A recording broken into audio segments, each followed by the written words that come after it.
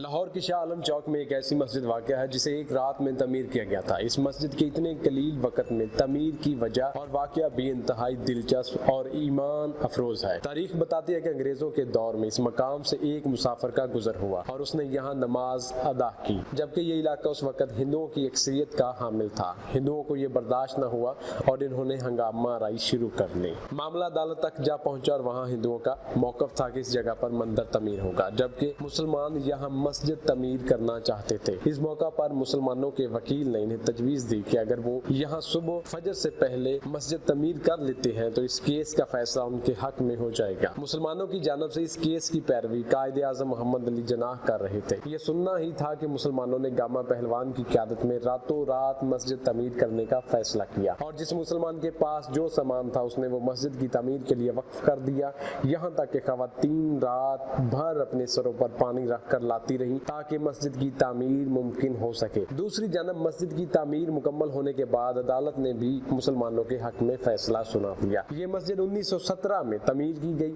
اور اس کا نام مسجد شب بر رکھا گیا۔ یہ مسجد 3 مرلے کے رقبے پر تعمیر ہے۔ علامہ اقبال کو جب تیسرے روز اس مسجد کی تعمیر کا پتہ چلا تو آپ یہاں تشریف لائے اور بہت خوش ہوئے، اور یہی وہ موقع تھا جب انہوں نے یہ مشہور شعر کہا تھا: مسجد تو بنا دی شب بھر میں ایمان کی حرارت والوں نے، من اپنا پرانا پاپی ہے برسوں میں نمازی بن نہ سکا۔ ابتدا میں یہاں ایک کچا سا چبوترا تھا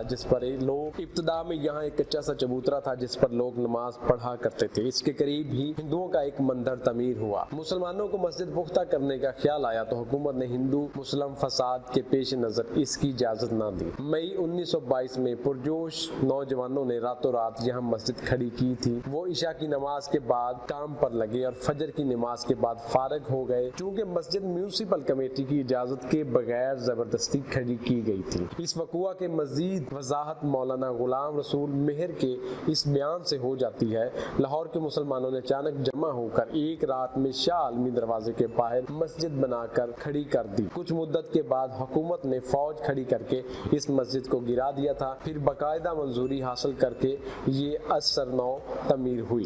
بہرحال یہ مسجد اپنے ساتھ جڑی کہانی باعث عوام میں بے حد مقبول ہے۔ لوگ دور دور سے اسے دیکھنے کے لیے آتے ہیں۔ ویسے مسجد میں تو مختصر لیکن تعمیراتی لحاظ سے حسن خوبی سے خالی نہیں۔ کاریگر نے عمارت میں سرخ سفید پتھر استعمال کر کے مسجد کو قابل توجہ بنا دیا ہے۔ احباب سے گزارش ہے کہ اندرون لاہور کبھی بھی جانا ہو تو اس چھوٹی سی مسجد کی زیارت ضرور کریں۔ مسجد غالباً محکمہ اوقاف کے زیر انتظام ہے، تو ان سے التجا ہے کہ یہاں کم از کم ایک معلوماتی تختی ہی لگا دیں تاکہ یہاں آنے والے اس کی درست تاریخ جان سکیں۔ انہی کوتاہیوں کی وجہ سے غلط اور غیر مصدقہ روایات رواج پائی جاتی ہیں، پھر تاریخ کا حصہ بن جاتی ہیں۔ حکومت کا فرض ہے وہ عوام کو صحیح تاریخ سے واقف کروانے میں اہتمام کرے۔